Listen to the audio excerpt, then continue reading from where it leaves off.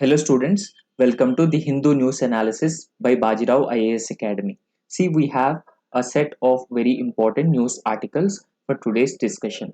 See, before actually discussing the newspaper, please subscribe to Baji IAS Academy YouTube channel so that you will get latest updates from us. Okay, so these are the most important news articles for today's discussion. The first very important news article is India and its Sustainable Development Goals pledge goal, right? And its strategy to apply. So this is all about India's overall approach towards the achieving sustainable development goals by the year 2030. Okay, so the next important news article is Tread a New Path, one that prioritizes social justice. Today is International Labor Day, right? So in this context, we understand the social justice. How can we ensure social justice for our workforce, and how it will lead to the economic growth and economic development of any country, right? So the next important news article is Focus on Borders.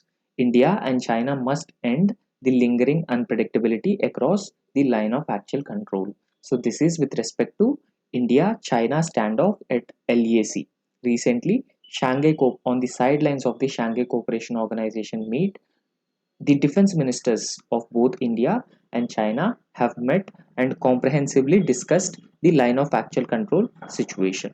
Okay, the next very important news article. See, these three news articles are very important for the prelims examination point of view. The first important news article is Copper plates bring into focus Shila Bhattaraka and her poetry. Right, she was a poetess in the ancient times, and a new copper plates shed light on Sheila Bhattarika and her poetry. And Trisur Purnam celebrated splendor, right? It is celebrated with splendor. For the culture perspective, this is very important. And this festival is celebrated in Kerala. We will understand what is Trisur Puram and how it is generally celebrated.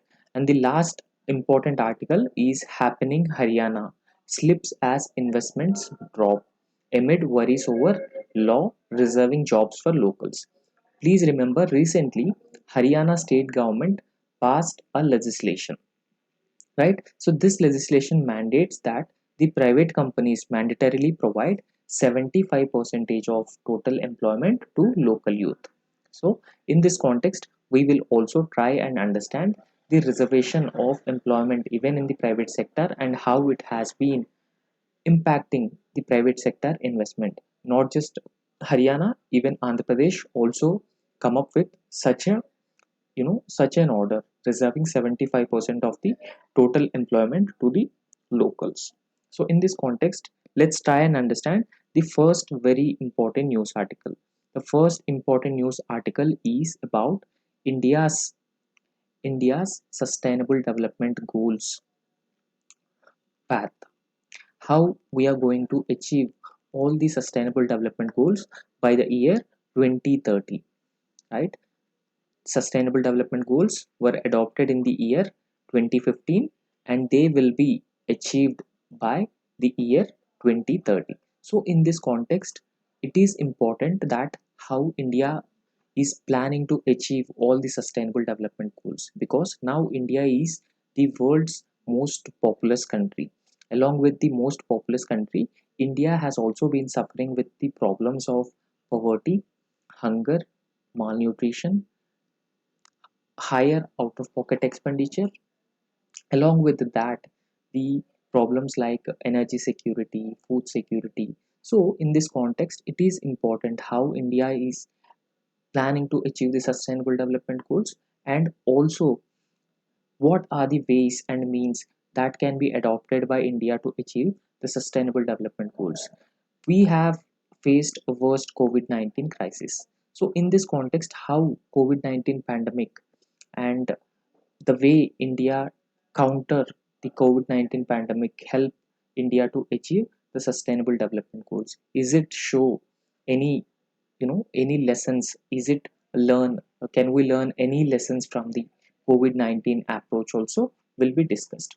Before actually discussing this news article, it is very important to understand all the sustainable development goals. So please go through the all the sustainable development goals, or you can maintain a notes, and in this notes please write all the sustainable development goals and just revise them so that you can recall all the sustainable development goals, because sustainable development goals are important not just for the prelims exam point of view, but also for mains. They are very important. Some of the sustainable development goals are: goal number 1, no poverty; goal number 2, zero hunger; goal number 3, good health and well-being; 4, quality education; 5, gender equality; 6, clean water and sanitation; 7, affordable and clean energy; 8, decent work and economic growth; 9, industry, innovation and infrastructure; 10, reduced inequalities; 11, sustainable cities and communities; 12, responsible consumption and production; 13, climate action; 14, life below water; 15, life on land; 16, peace, justice, strong institutions; 17, partnerships for the goals. Right? So these are overall 17 sustainable development goals. So please remember all these sustainable development goals, because they will be helpful in your mains answer as well. Right? So what this article has been specifically focusing on. So this article has been saying that India to become the third largest economy in the next decade, or by the end of this decade, India set to become the third largest economy. Now understand, India is now the fifth largest economy.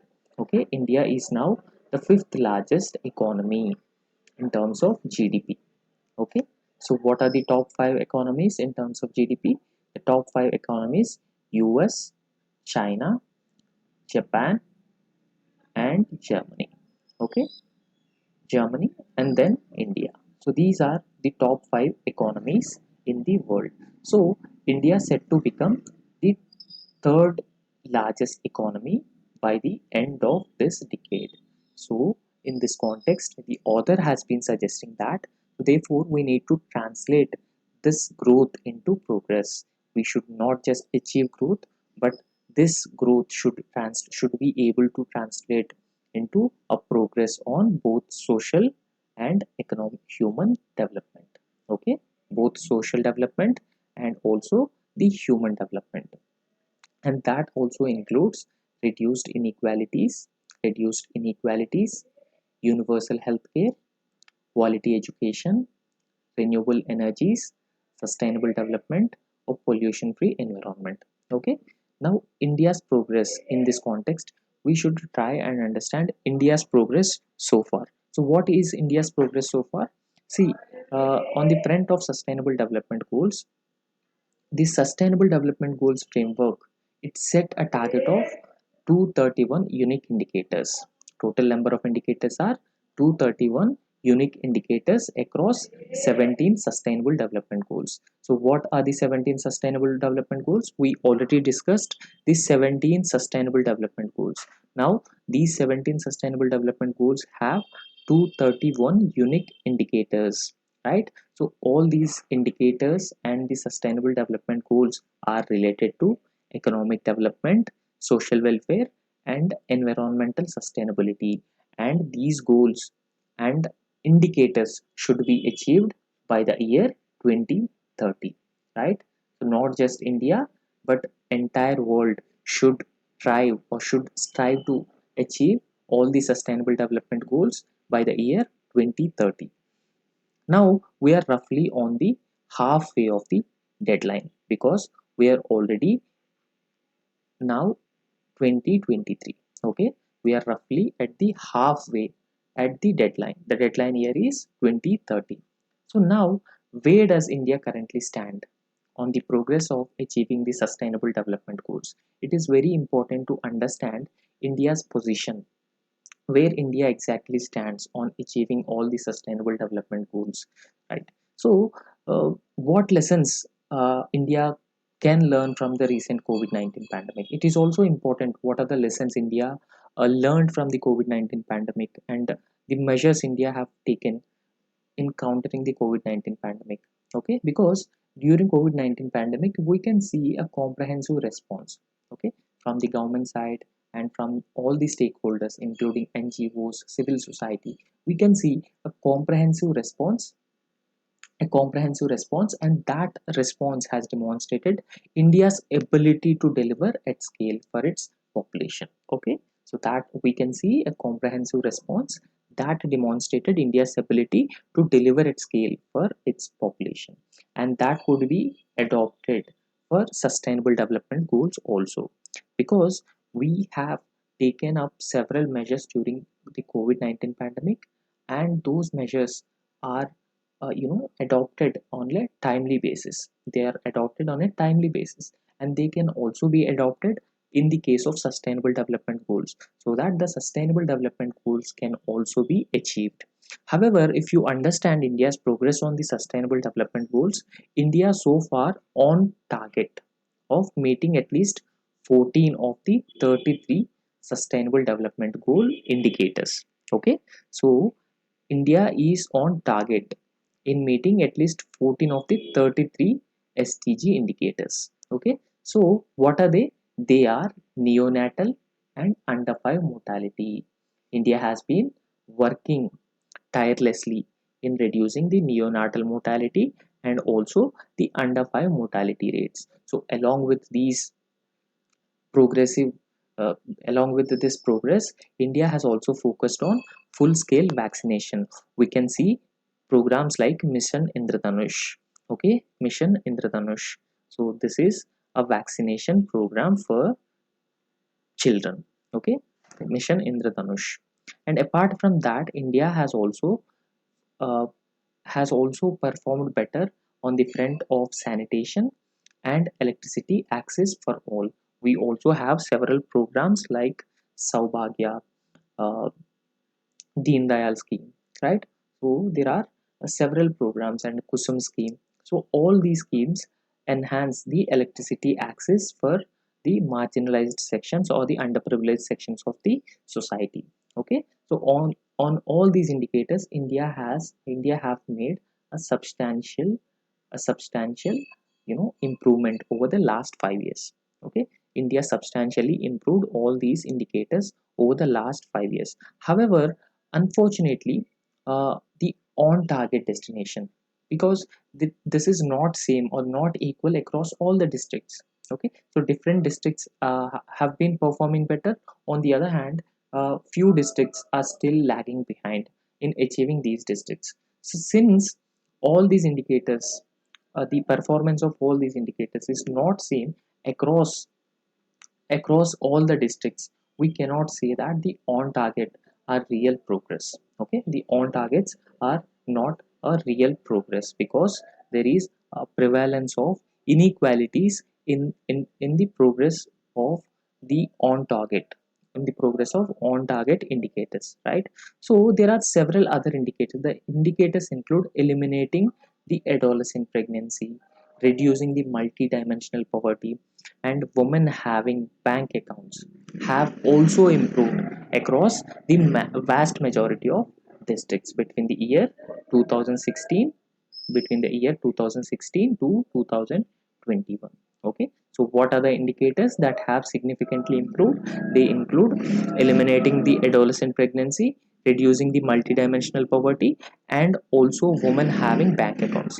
We know that the central government or the union government started a Pradhan Mantri Jan Dhan Yojana accounts. Okay, Pradhan Mantri Jan Dhan Yojana account, right? So Pradhan Mantri Jan Dhan Yojana account provides financial inclusion, ensure financial inclusion by providing bank accounts. Okay, providing bank accounts for all the unbanked people, and along with that, eliminating the adolescent pregnancy and also reducing the multidimensional poverty. Okay, it will also reduce the multidimensional poverty.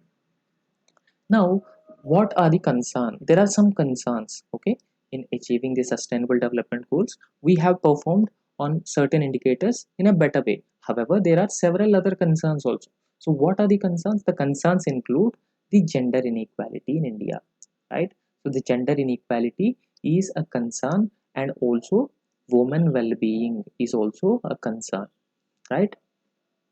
On these fronts, India's progress, India's performance is not up to the mark, right? So, no district in India has not yet succeeded in eliminating the practice of child marriage. See, child marriage is a most prevalent social problem in India, right? So, no state in India not yet substantially reduced or prevented the child marriages before the legal age of 18 years. So since sustainable development goals also talks about the gender equality, so therefore uh, not just uh, it not just talks about the gender equality, but it also talks about the health and well-being. So therefore, in order to achieve the sustainable development goal number 3, sustainable development goal number 3 and sustainable development goal number 5, it is very important for India to progress on the front of women well-being, gender inequality, and India should also focus on reducing the child marriage. Okay, now if you understand the child marriage is in fact a very critical and related indicator, right? So teenage girls in the age group of 15 to 19 years, they get married. Okay, they get married, and they also very often face problems like physical and sexual abuse from their husbands or from the husband's family. Okay, right? So that will also, one of the consequence of the physical abuse and sexual abuse is a consequence of child marriages, and India should focus on reducing the number of child marriages or the preventing child marriages. India should put in place a comprehensive mechanism. Okay, a comprehensive mechanism, and this mechanism should prevent the child marriages. Okay, this mechanism should prevent child marriages. However, in order to prevent the child marriages, both center and states need to work together. Okay, need to work together so that they can prevent the child marriages. And once India is able to prevent child marriages, then it would be a major step towards achieving the sustainable development goals. And other major problem is a digital divide.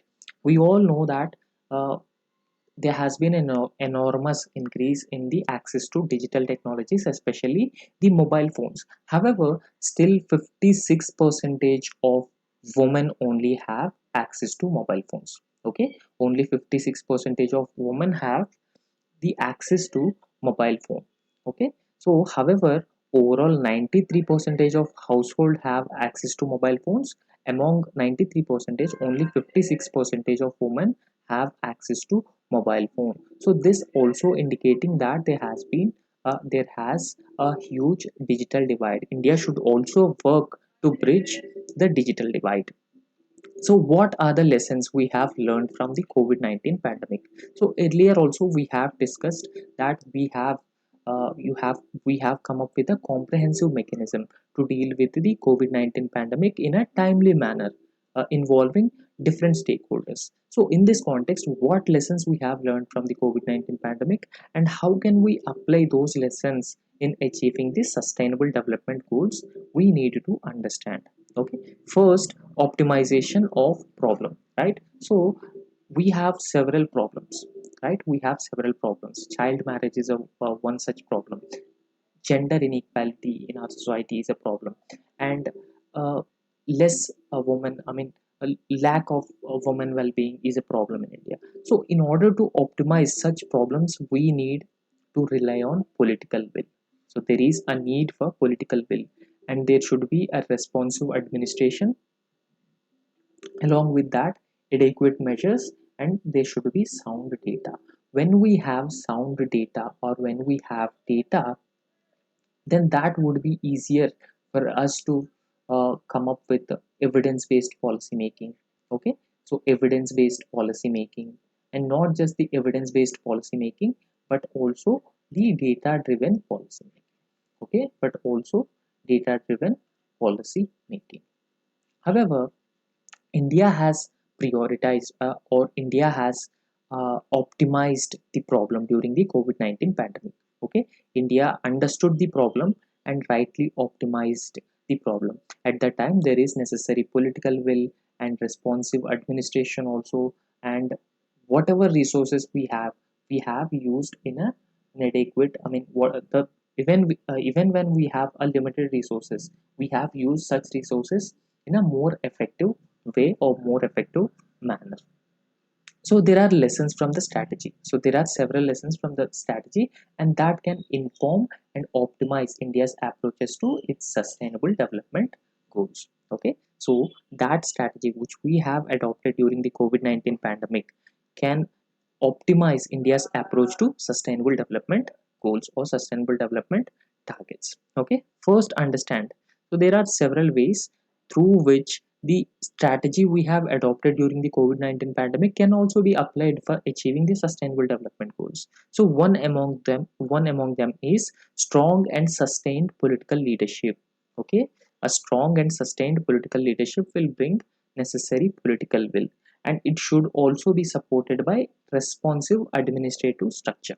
Okay, so the administrative structure should be more responsive along with the sustained and strong political leadership. It is not just at the central or national level, but it is at the local level, state level, and at the national level, right? So this was a critical success both of India's COVID-19 vaccination program and its efficient rollout of comprehensive relief package. India has rolled out a comprehensive relief package, right? So the relief package consists of a trenches of financial assistance and fiscal incentives for different groups of the people. So Pradhan Mantri Garib Kalyan Anna Yojana. Okay, Garib Kalyan Anna Yojana is a one such program which was announced as part of the COVID-19 relief package.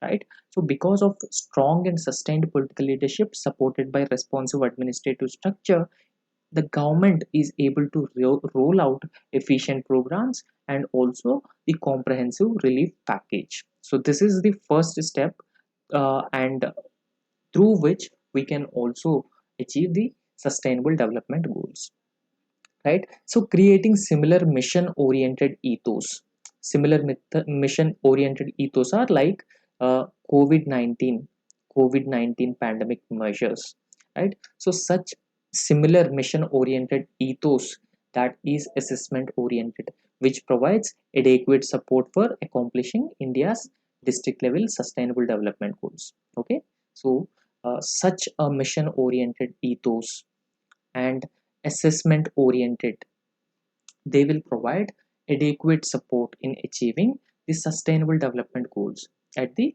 uh, at the district level. Okay, the second one is India's success with covid-19 was largely possible both because of existing digital infrastructure as well as new indigenous initiatives. Right. So we have discussed the first one, that is a strong political leadership along with the responsive administrative structure. Okay. Second one is India's success with COVID-19 was largely possible because of existing digital infrastructure. At the time, we have the digital infrastructure. We have very strong digital infrastructure, right? We have very strong digital infrastructure. And for example, the example for existence of a strong digital infrastructure is Arogya Setu applications. At the time, we have seen the Arogya Setu application and also the COVID data platform. Okay, we have the COVID data platform and also the Arogya Setu application. So these two are examples of existing strong digital infrastructure. So following these examples, which we were followed during the COVID-19 pandemic. So we should also put in place coordinated public data platform, right? Coordinated public data platform for population health management. So the population health management, we should also have a comprehensive and consolidated data, right? Right. And also understand there are many siloed platforms, right? So they are not integrated or not consolidated. So therefore India should consolidate such platforms and make it an integrated digital resource, make it an integrated digital resource for the district administrators, state and national administrators, so that it will help India frame evidence-based and data-driven policies. Evidence-based and data-driven policies. Okay. Finally, the Sustainable Development Goals strategy delivered at scale must be executed with the same timeliness. Secondly, the timeliness of execution is very important, right? So at the time of COVID-19 pandemic, we have a timely timelines. We have a proper timelines for everything. So the same should be applied for the for achieving sustainable development goals also. So at that time, COVID-19 pandemic times, India announced at least 19 relief packages. Okay, at least 19 relief packages. So now understand what are those relief packages. Uh, for the first time, India announced 1.70 lakh crore Pradhan Mantri Garib Kalyan Yojana. Pradhan Mantri Garib Kalyan Yojana package. Okay, the amount is 1,70,000 crore. So this is a COVID relief package. Okay, this is COVID relief package. So after that, India augmented it to 6.29 lakh crore. Okay, India augmented it to 6.29 lakh crore, and that also includes Pradhan Mantri Garib Kalyan Anna Yojana, and that provides subsidized of no, free food grains to 800 million people. Okay, so that provide free food grains to 800 million people. Now, key to this relief program was mix of spending. Okay, that was actually the mix of spending and provide direct in kind. Okay, so mix of spending to provide direct in kind and economic support, right? So the government announced both in kind and economic support as part of the Pradhan Mantri Garib Kalyan Yojana package. Okay, so this helped in revitalizing the economy, small businesses and agriculture sector. Okay, so this comprehensively helped revitalizing economy, small businesses, and agriculture. So a decadal plan, India needs to innovate. Okay, so we have understood how the COVID-19 pandemic, uh, we have seen the strong political leadership, responsive administration, and existing digital infrastructure, and also the relief measures announced. Now, in this decade, what should be the plan for achieving the sustainable development goals? So, in order to meet the aspirations of the people in the next decade, in the there is a need for new policy, right? So, India require a new policy to achieve the aspirations of the people in the next decade, right? So, how we have successfully delivered on real time basis during the COVID-19 pandemic, right? During the COVID-19 pandemic, India has proved that it is possible to deliver at scale such an ambitious and comprehensive manner. Okay, so India proved that despite a huge population, despite existence of poverty, India proved that such a huge scale it is provide to such a huge scale it can deliver, right? Ambitious and comprehensive manner. Now also understand, to succeed in meeting the sustainable development goals, especially those related to the population, public health and well-being, basic quality infrastructure and gender equality, similar concerted pioneering nationwide effort would be need of the hour. Okay, so how we have adopted such an ambitious and comprehensive plan during the COVID-19 pandemic, it should also be adopted, right? It should also be emulated for population health, well-being, basic quality infrastructure and gender equality. They are part of the sustainable development goals. Overall, it will help India achieve all the sustainable development goals by the year 2030.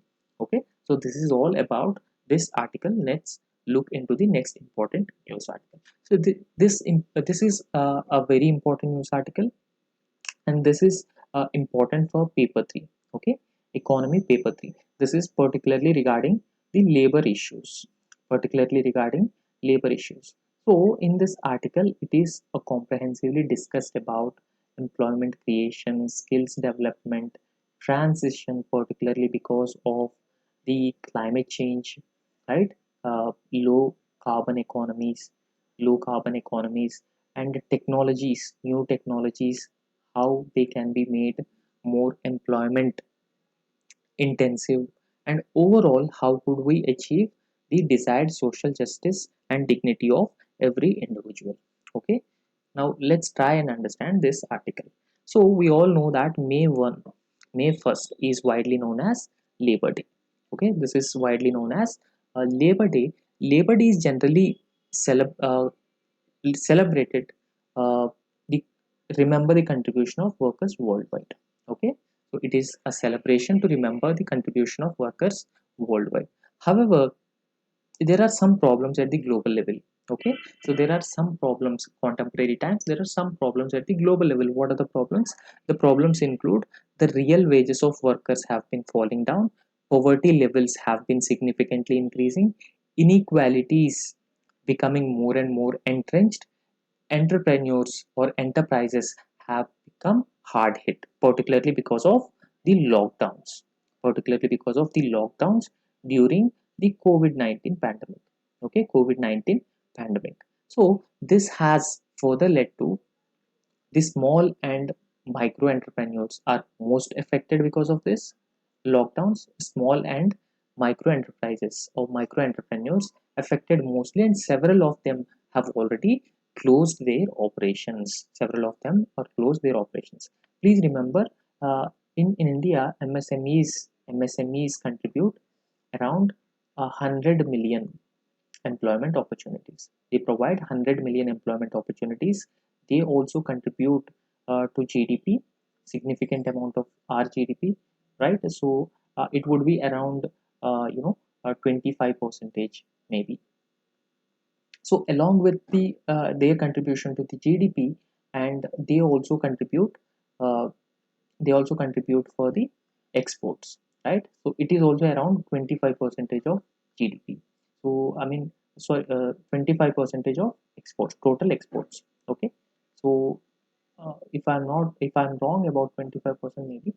Okay, okay. So uh, I mean, it is around 20 percentage total industry contribution to the GDP. Okay. Now, because of the COVID-19 pandemic and the lockdowns, there are several problems like real wages have fallen, poverty is rising, inequality problems, and enterprises have been hard hit because of the lockdowns and the COVID-19 pandemics. Right. So when enterprises are shutting down, when enterprises are ceasing their operations, this will also lead to the unemployment. Okay, unemployment problem across the world. So unemployment also makes lack of social security, lack of social security, and lack of enough income, lack of enough income with the people. Okay, lack of enough income with the people. So in this context, there has been developed mistrust. Okay, mistrust has been developed among the workforce. Not because of lack of opportunities, there has been development of mistrust. Now, in order to reduce the mistrust, there is a need to shape new and more stable, equitable world. Okay, so there is a need to shape more stable and equitable world. Okay, and we should prioritize social justice, right? We should prioritize the social justice. The social justice would ensure that the the basic wages are given to the workers, and social security provisions are also provided for the workers. Social security provisions are also provided to the workers, and the workforce exploitation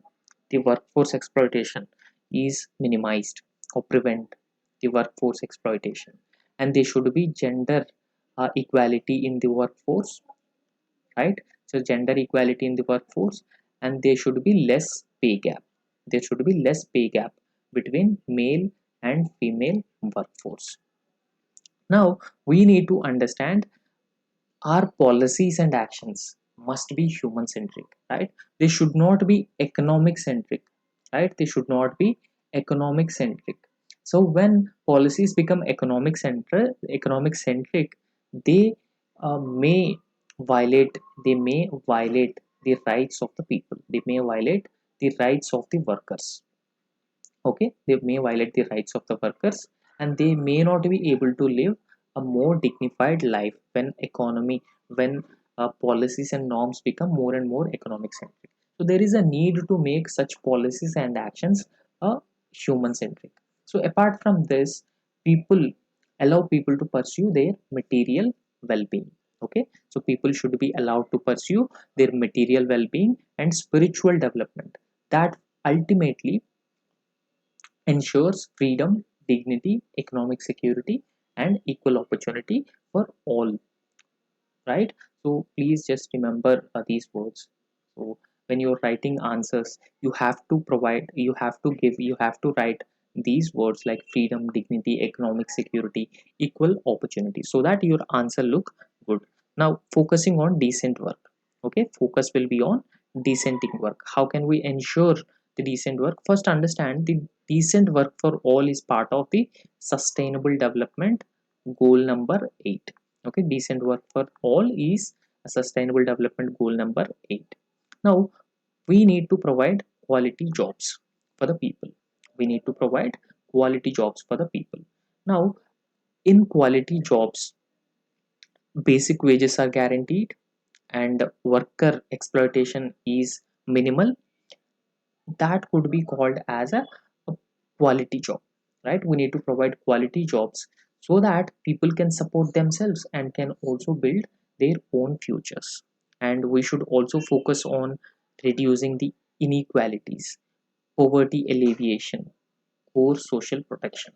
So these are the priority areas. So therefore we must focus on these priority areas. See, especially after the advent of the globalization, there has been an enormous increase in the economic inequalities and also the regional inequalities in different countries, especially the developed and the developing world. So therefore in this context, in order to ensure social justice, we need to reduce inequality, we need to alleviate poverty, and should also focus on core social protection. Core social protection includes social security and social safety nets. Okay, social security and social safety nets. Now the world has been transforming or making transition towards new technologies or technology based production. For example, industry 4.0. Okay, industry 4.0, right? So this new transitions towards technology should also support employment creation. Okay, it should create and support the employment. It should not take away the employment, rather it should support and provide employment opportunities. And we should also proactively face the climate change, events like climate change, because events like climate change, they pose a serious threats or challenges for the marginalized sections of the society. Not just the marginalized sections of the society, but small and medium enterprises would also severely impact by the climate change related events. So therefore there is a need for a proactive policy on this front as well. Now, apart from this, there is a need to ensure skill training, and there should be a transition support. Okay, now, not just ensuring skill training, but also along with that, there is a need for transition support, because that will ultimately help the worker making a transition into new low carbon era, right? So because of challenges related to climate change, we are making transition towards low carbon era. When we are able to provide skills to the workers and also help them make transition towards the low carbon era, their employment their employment opportunities can be effectively sustained. However, now we have been dealing the demography we have been dealing with the demography as a potential challenge or a potential problem. Rather than dealing demography as a potential challenge, we should look at demography as a dividend. Okay, in the long term, it will give dividends to the country. Now, China adopted one child policy. Okay, China adopted one child policy. Because of one child policy, the fertility rates in China are very low. Okay, it is around 1. So because of the one child policy and lower fertility rates, China has been facing the threat of aging population. Not just China, USA has been facing the problem of aging population, and Japan has also been facing the aging population, right? So in order to continuously supply workforce for the economic growth and the economic activity, we need to deal, or we need to look at demography as a dividend rather than a problem, right? So along with that, there is supporting action on skills, migration, social protection, and create more cohesive and resilient societies. We need to create more cohesive and resilient societies, and these societies or these policies norms will ensure social justice and dignity of every individual. Now, also understand that we must review our existing laws and existing regulations, and that affect the world of work, okay, or that affect the workers. So, whatever the laws which are obsolete, so they must be reviewed. Okay, they must be reviewed, and these laws and regulations must be up to date, and they should be able to protect the workers and support the sustainable businesses. They not just updated, or they should be able to protect the workers and sustainable businesses, right? So there is a need to create a global platform. Okay, so there is a need to create a global platform. So once we are able to create such a global platform, then the international cooperation is a possibility, right? So to recommit international cooperation and solidarity, we need to create a global platform. So this article also suggesting that we must enhance our efforts to create a global policy coherence, particularly multilateral system. For example, there are different countries, and each country have a different policy that regulates the workforce. So therefore, there should be a policy coherence on this matter that affect the world of work. And in a multilateral system, the policy coherence could be achieved. In order to achieve the policy coherence at the multilateral system, we need to have a global coalition for social justice. Okay, we need to have a global coalition for social justice, and this coalition will create a platform to bring together broad range of international bodies that includes international labor organizations, world trade organizations, UN system, and along with that, the intergovernmental organizations,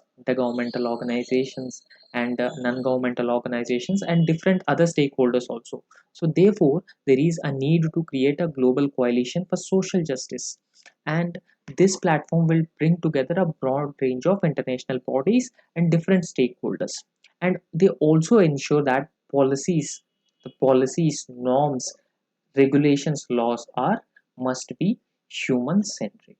Okay, this coalition will ensure that the policies are human centric.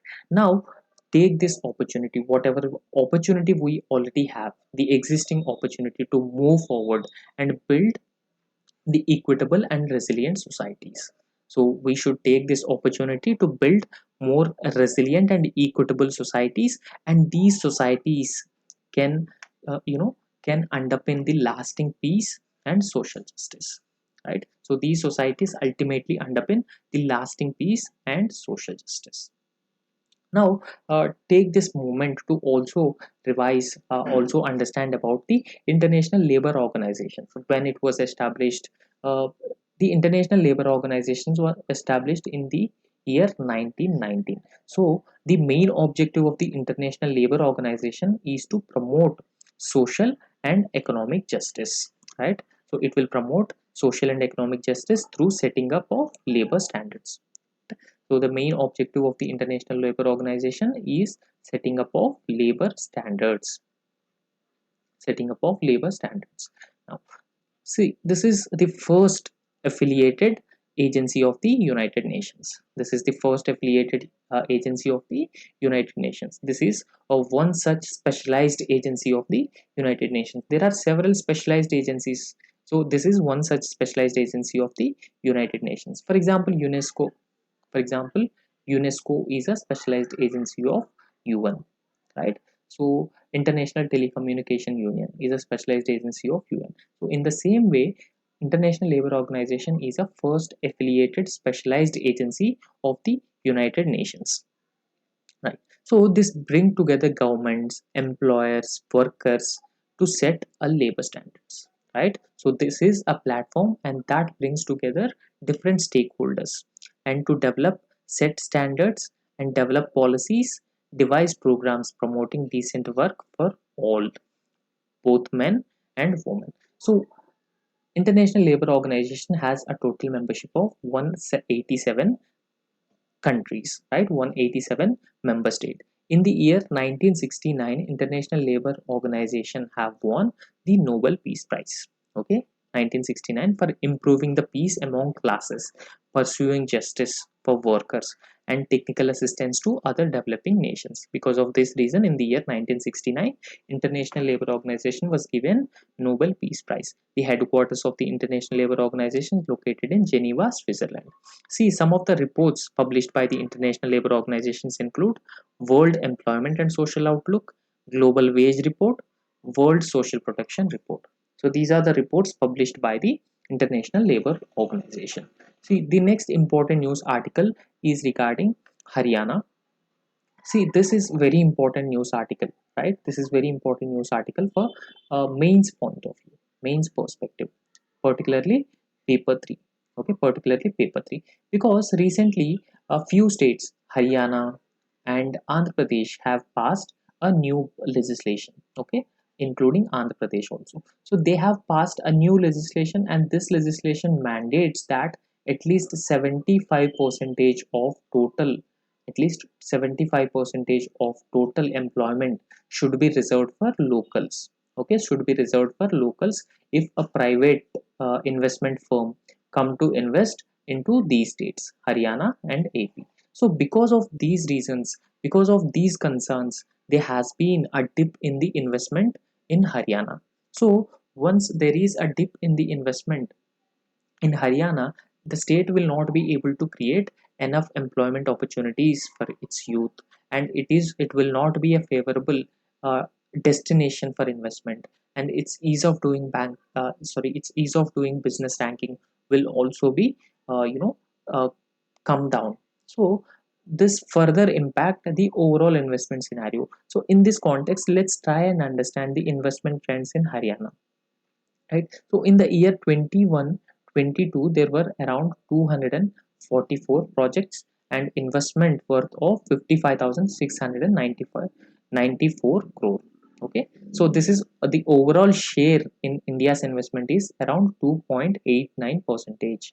But in contrast to this, in the year 2022-23, total projects were 256 and total investment 39,117, and this total share of Haryana's investment in India's investment is 1.06. Okay, 1.06. So this data indicating that there has been a significant decline in investment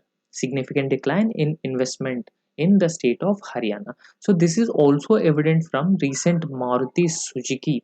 Okay, Maruti Suzuki, it showed interest to invest around 18,000 crore. Okay, it showed interest to invest around 18,000 crore in the state of Haryana. However, due to concerns or due to regulations like providing reservation for local youth, they have shifted their base to elsewhere. The Maruti Suzuki example. So why it is a concern if the governments provide the 75 percentage of reservation for local youth in private employment? Of course, it is a concern. It is because the private companies have, no freedom to recruit more talented individuals. Imagine a company have to require 100 employees. A company have to require 100 employees, and the company invested in the state of Haryana. The company invested in the state of Haryana. Now the company can recruit 25 people outside the state. 25 people outside the state. But 75 people should be mandatorily recruited from within the state, even though they have a less skill. Even if they have lesser skills, they should be recruited by the company if it is interested in setting up an industry in the state of Andhra Pradesh. However, there are several other states like Maharashtra, Maharashtra, Gujarat, and Tamil Nadu, they provide a competitive environment. Okay, you are setting up an industry, and if you wanted to recruit 100 candidates, and it is your wish if you want to recruit from the state of Tamil Nadu, or if you want to recruit from the state of Andhra Pradesh. So therefore, the company has the more flexibility in other states. Therefore, they are not generally interested in setting up of industries in a states where these type of restrictions exist. So in this context, we should try and understand this. So Haryana's 75 percentage of reservation rule hurt jobs. So how it exactly hurt jobs? So this is an act which was passed by Haryana State Legislative Assembly. Haryana State Employment of Local Candidates Act 2020. Okay, just remember this: Haryana State Employment of Local Candidates Act 2020. So this will hit jobs hard because it provides 75 percentage of reservation for locals in job. Okay, so if they are earning less than 25 sorry 50,000 k or 50,000 monthly salary, if employees are earning 50,000 of monthly salary, and they should be 75% of such employees should be reserved recruited from the within state only. However, along with that, the 44 percentage of employees would be impacted by the new rule. Okay, so they earn around 50k a month. So as a result, companies are planning to exit Haryana and ramp down investment.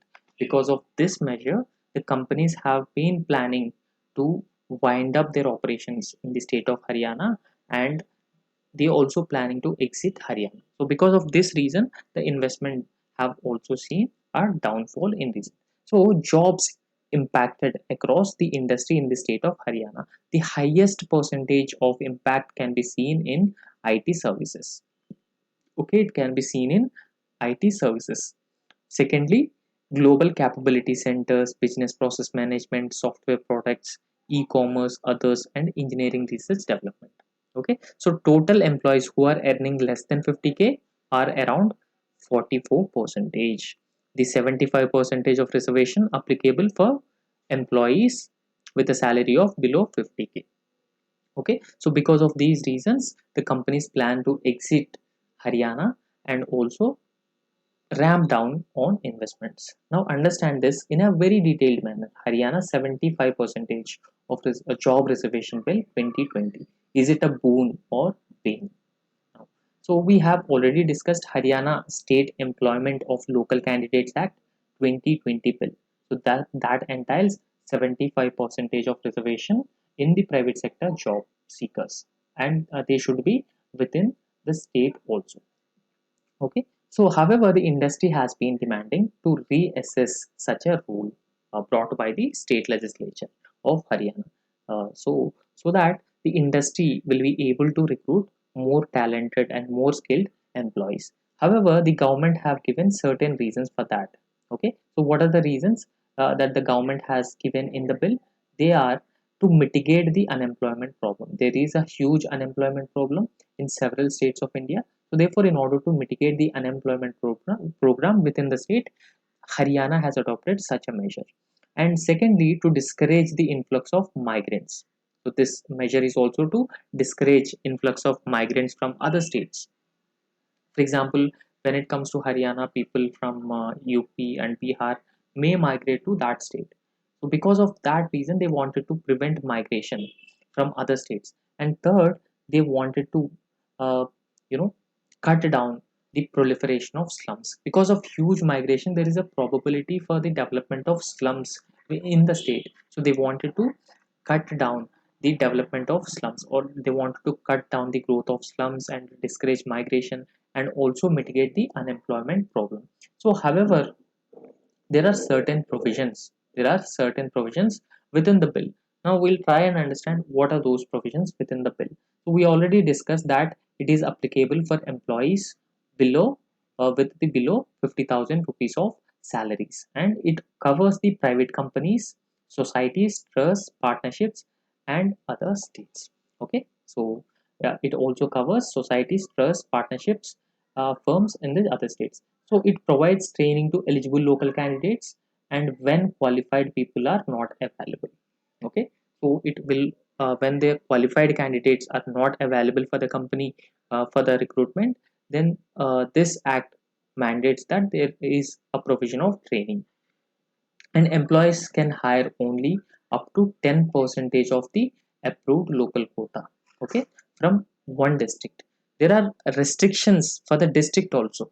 So each district, they should be at least 10 percentage of employees, and the quota will apply for next 10 years. This quota will be applicable for next 10 years. And if companies are not complying with this, if companies are not interested to comply with that rules, and that may lead to the fine of 25,000 rupees to 1 lakh rupees for not registering. So failure to fill the 75 percentage of local posts may attract additional fine. So now the government has been mandating the private companies to recruit locals, even though they have lesser skill compared to other candidates. You have to recruit 75% candidates. If you don't recruit the 75 percentage of local candidates, then you will be fined. Okay, you will be fined. So along with that, there are district wise restrictions also. Because of all these restrictions, the companies find other destinations more attractive than these states. Okay, so what exactly the industry's opinion on this? Okay, it is also important to understand the industry's opinion. Industry saying that it is part of the vote bank politics, right? So it is part of the vote bank politics, and it also hamper the competitiveness which already prevalent in the growing industry. Okay, it hampers the competitiveness, and it will further result in lesser job creation. Okay, it will further result in lesser job creation and impacts the ease of doing business, and it restricts the labor mobility from one state to the other state. Okay, so there will be no labor mobility from one state to the other state. So increasing discrimination, because the bill which has given the reason of discouraging influx of migrants from other states, so therefore it leads to the discrimination, exclusion, and excessiveness of within the state and policy. And third, lastly, it violates the civil rights. Article 14, right to equality, Article 15, Article 16, and Article 19. So all these articles, right to freedom of speech and expression. So all these articles will be this policy is a violation of such articles. So this is all about the Haryana state reservation bill. Along with Haryana, Andhra Pradesh have also come up with such a bill or such a rule. Okay, so in this context, it is very important. Please go through all these points again. You may get the question about this new page. So the next very important news article is copper plates bring into focus Sheila Bhattarika and her poetry. Okay, Sheila Bhattarika and her poetry. Please remember, Sheila Bhattarika. Sheila Bhattarika. She was an ancient. She was actually an ancient poetess. Okay, she was an ancient poetess. However, as of now, it is generally believed that Sheila Bhattarika is a wife of 8th century Rashtrakuta ruler Dhruva. Okay, so it is, as of now, it is believed that Sheila Bhattarika is a wife of 8th century Rashtrakuta ruler Dhruva. But a recent copper plates, a recent finding of the copper plates indicates that she is not a wife of Rashtrakuta ruler Dhruva. Rather, she is a daughter of the famed Chalukyan emperor Pulakesin II.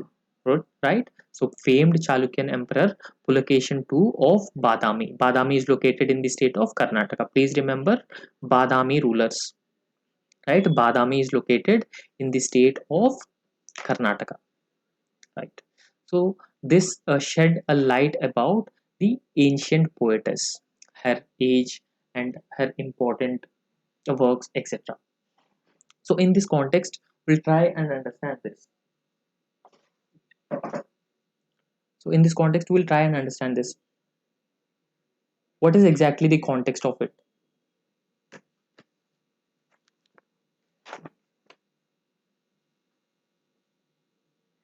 So the context of it. So the researchers at the Pune-based Bhandarkar Oriental Research Institute, they house South Asia's largest collection manuscripts. Okay, they house South Asia's largest collection manuscripts and rare texts. So they recently embarked on a mission after which they claim to have a shed light on Sheila Bhattarika. So this is actually not important, but just remember Sheila Bhattarika. Okay, Sheila Bhattarika. Now, if what are these findings is? What are these findings is? These findings says that she is in fact a celebrated Sanskrit poetess of ancient India. Okay, she is a celebrated Sanskrit poetess of ancient India. Now she is also established as a daughter of a famed ruler, a famed Chalukyan emperor Pulakeshin II of Badami. So Badami is located in modern Karnataka. However, she stood out as a poetess in the male dominated field of classical Sanskrit literature. So there were several male dominated, uh, you know, uh, classical Sanskrit poets. So even in the male dominated classical Sanskrit literature, she is played a very crucial or critical role in classical Sanskrit literature. And the Sanskrit poet critic Rajshekara, who lived 9th and 10th century CE, was the court poet of the Gurjara Pratiharas. Actually, the actually Rajashekara, he was a Sanskrit poet critic. Okay, so he is actually the court poet of Gurjara Pratiharas, and he praised Shala Bhattarika. He also praised Sheila Bhattarika because of her elegant and beautiful compositions. Okay, because of her elegant and beautiful composition. And the decoding of the recent copper plates also makes a notable shift in historiography of Badami Chalukyas. So, because Sheila Bhattarika, according to the recently decoded copper plates, Sheila Bhattarika lived during the 7th century CE. She lived during the 7th century CE. Rather than currently, we believe that she is a wife of a Rashtrakuta ruler Dhruva, and she lived around 8th century uh, AD. Okay, so she is not lived on the 8th century AD, but she belonged to the 7th century CE. 7th century CE, and she is a wife of the Pulakeshin II, the famed Rashtrakuta ruler. Okay, so her legacy. So noted Maratha poetess Shanta Shelke drew drawn inspiration from Sheila Bhattarika's verses to compose one of her most iconic songs. Okay, to compose one of the most iconic songs. This is her song. It is the same moon in the sky. So the biography of Sheila Bhattarika. One of her poems mentions Narmada River. Okay, the Narmada River is also known as the Reva River, and she also mentions about Vindhya Mountains. So, therefore, as a young woman, Sheila Bhattarika may probably lived near the Narmada River. It is generally believed that she may have lived near Narmada River and Vindhyas. Sheila Bhattarika has been quoted by several Sanskrit literary critics. Okay, we have discussed about Rajashekara, a Gurjara Pratyahara court poet. So, he was also a Sanskrit poet critic. So, in the same way, several Sanskrit literary critics have quoted Sheila Bhattarika, and her verses appear in most major Sanskrit anthologies. She known to wrote around 46 poems. Okay, she known to wrote around 46 poems, and they are ranging from love, morality, politics, nature, beauty, seasons, insects, so etc. However, only six of her short poems are existent now. Okay, so this is all about Sheila Bhattarika from the culture perspective, and even in history also they may ask this question. UPSC may ask this question. The next very important news article is Thrissur Puram celebrated with splendor. Thrissur Puram celebrated with splendor. Now, what is this Trishur Puram? Trishur Puram is a festival which is celebrated in the state of Kerala. Okay, it is celebrated in the Malayalam month of Medam. The Medam generally falls on April to May. Trishur Puram signifies a symbolic meeting of 10 temples. Right? It is generally a symbolic meeting of 10 temples. The Tiruvambadi and Parameva Devaswams are the main participants or the main participants, sorry, main participants. So fancy umbrellas, you can see here the fancy umbrellas carrying the football player Lionel Messi was the highlight of Kudumattam. Okay, Kudumattam. Now, in this context, we'll try and understand what exactly this, Puram, Thrissur Puram. Thrissur Puram is an annual Hindu festival and it held in Kerala. Okay, this is an annual Hindu festival and this held in Kerala, and it is celebrated on the day of star sign Puram. Because of this reason, this festival is also known as Thrissur Puram, and this generally occurs on Malayalam month of Medam, April to May. The festival was celebrated or brainchild of Raja Ravivarma. So 2 days back we have discussed about the discussed about Raja Ravi Varma. Raja Ravi Varma, but he's not actually the Raja Ravi Varma, but Raja Rama Varma. Okay, Raja Rama Varma. He is famously known as Sanktan Tampuran, a Maharaja of Cochin. He was actually the Maharaja of Cochin, and the festival was actually the brainchild of Raja Rama Varma. Puram officially begins with Kudiyattam, a flag hoisting ceremony. Okay, Kudiyattam is a flag hoisting ceremony in which all the participating temples of festival are present. So Puram consists of around 10 temples. Puram consists of 10 temples in and around Thrissur. These 10 temples are located in and around Thrissur and is considered to be a ceremony where deities come together to play obeisance to Lord Shiva and Vadakunathan temple located in the center of the town. However, one of the hallmarks of the festival is the percussion ensemble. Okay, so the percussion ensemble, this is like a musical instrument. Okay, so this musical instruments consists of chenda, maddalam, yadakka, timila, kombu.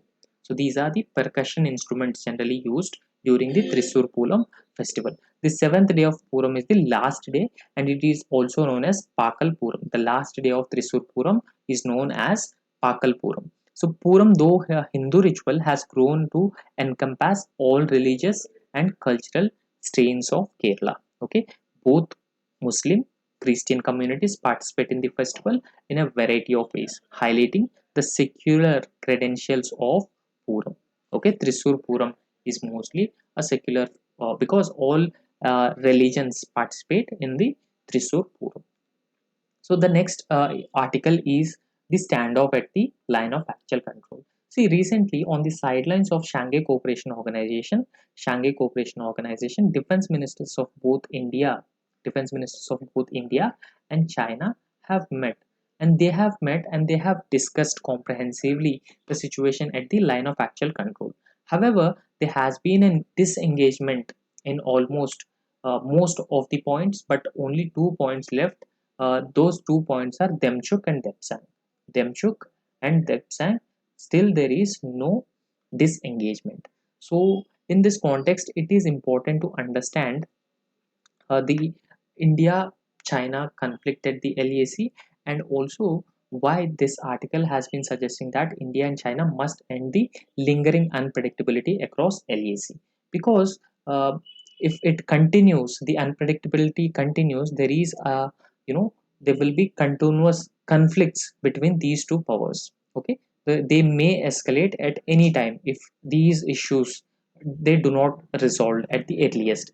The Shanghai Cooperation Organization Defense Minister meet was held in New Delhi. We already know that the Defense Minister meet is held in New Delhi. However, in recent past, there has been a violation of border agreement on the side of or by the China, because there have been frequent border incursions by the China, border incursions. Okay, not just border incursions, China illegally naming the places in Arunachal Pradesh. So therefore, China has been willingly and deliberately violating the border agreements, and that has been leading to the erosion of entire basis of bilateral relationship between these two nations. However, Indian Defense Minister Rajnath Singh underlined India's position. Okay, so what exactly India's position? India's position is that the peace or improvement in the bilateral relationship between India and China should be dependent on the conflict resolution at the border or disengagement at the border. Okay. On the other hand, Chinese defense minister has been saying that they're calling for take a long term view, right? So what exactly their long term view? The long term view is that India should not link the bilateral relationship with the issues at the border or issues at the LAC. This is exactly the opinion of China. So they place border issue at an appropriate position in the bilateral relations, and divergence from it is exactly the divergence from India's stand. So India categorically saying that if you wanted to improve relationship with us, then first resolve or first ensure peace at the LAC. On the other hand, China is saying that put it at an appropriate position and it should not impact the bilateral ties or the bilateral relationship between India and China. This is China's position. However, Indian defense minister conveyed China that if normalcy is to be restored in ties, okay, you know, if normalcy is to be restored in ties, there is a need for disengagement in the remaining friction points. Okay, so there are two friction points. We already discussed that the two friction points are Demchuk and Dipsong. In order to the normalcy to be prevalent in the ties, there is a need for disengagement in the remaining two friction points of Demchuk and Depsang as well. However, uh, there is no such disengagement uh, as of now.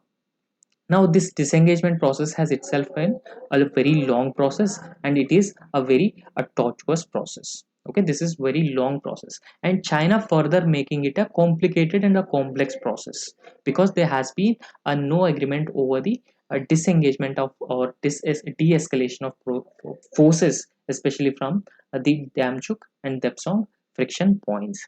However, Beijing saying that it should be at an appropriate place, and they should have a long term view of this issue, and this issue should not impact the bilateral issue. However, this effectively means that there will be continuous conflicts or border incursions from the Chinese side continuously, even if we put it at an appropriate place. We don't discuss this issue, and if this issue uh, you know not deciding the bilateral issues, then China continued to deploy security forces to the LAC, security forces at the LAC, and there will be conflicts like Doklam clashes, okay, Galwan clashes will continuously takes place, and China will also develop the dual use infrastructure here, and will they will also continue the incursions into our side.